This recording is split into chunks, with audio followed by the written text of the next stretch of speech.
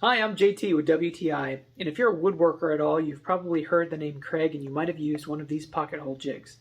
I'm going to tell you why I like this Kreg pocket hole jig 320. Kreg's built a really good reputation when it comes to pocket hole jigs because they're known to produce consistent and accurate pocket holes.